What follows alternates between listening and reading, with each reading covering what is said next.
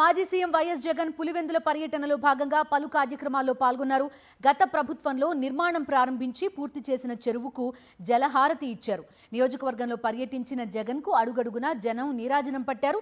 తమ ప్రియతమ నేతకు గుండె నిండుగా ఘనస్వాగతం పలికారు. జడ్పీటీసీ ఉప ఎన్నికలో టీడీపీ సాగించిన అరాచకాలను ప్రజలు వివరించగా ప్రజాస్వామ్యబద్ధంగా ఎన్నిక నిర్వహించే ధైర్యం చంద్రబాబుకు లేదని జగన్ తేల్చి చెప్పారు. ఇడుపులపాయలోని వైఎస్ఆర్ ఘాట్లో జరిగిన మహానేత వైఎస్ఆర్ వర్ధంతి కార్యక్రమంలో జగన్ పాల్గొన్నారు. దివంగత ముఖ్యమంత్రి మహానేత డాక్టర్ వైఎస్ రాజశేఖర్ రెడ్డి వర్ధంతి సందర్భంగా వైఎస్ఆర్సీపీ అధినేత మాజీ సీఎం వైఎస్ జగన్ కుటుంబ సభ్యులతో కలిసి ఇడుపులపాయలోని వైఎస్ఆర్ ఘాట్లో మంగళవారం ఉదయం ఘనంగా నివాళులు అర్పించారు. మత పెద్దలు నిర్వహించిన ప్రత్యేక ప్రార్థనల్లో జగన్ పాల్గొన్నారు. వైఎస్ఆర్ సతీమణి విజయమ్మ, తనయుడు వైఎస్ జగన్, వైఎస్ భారతి, ఇతర కుటుంబ సభ్యులు, వైఎస్ఆర్సీపీ నేతలు ప్రత్యేక ప్రార్థనల్లో పాల్గొని మహానేతను స్మరించుకున్నారు. పులివెందుల మండలంలోని నల్లపురెడ్డిపల్లెలో వైఎస్ జగన్మోహన్ రెడ్డి పర్యటించారు.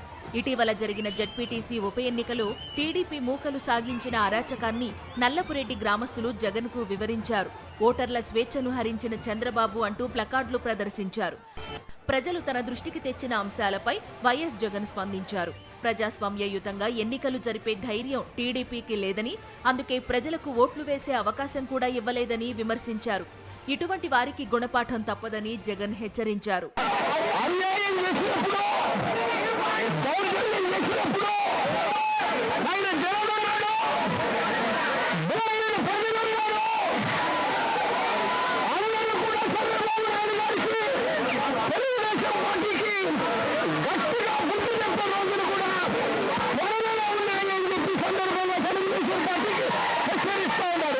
అంబకపల్లి గ్రామం గంగమ్మకుంట చెరువు వద్ద జలహారతి కార్యక్రమంలో వైఎస్ జగన్ పాల్గొన్నారు.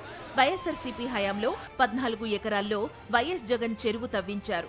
రాష్ట్ర ప్రభుత్వం 2.5 కోట్లతో అభివృద్ధి చేయించగా కడప ఎంపీ వైఎస్ అవినాష్ రెడ్డి కేటాయించిన 2.5 కోట్ల ఎంపీ నిధులతో లిఫ్ట్ ఇరిగేషన్ పైప్ లైన్ ను నిర్మించారు.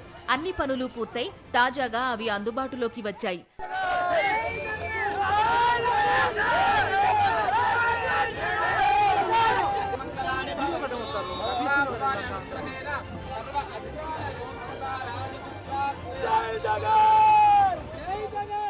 సొంత గడ్డలో వైఎస్ జగన్ పర్యటించడంతో నియోజకవర్గంలో ఎక్కడకు వెళ్లినా అడుగడుగునా అపూర్వ స్వాగతం లభించింది. తమ అభిమాన నేతను చూసేందుకు, కరచాలనం చేసేందుకు ప్రజలు పోటీ పడ్డారు.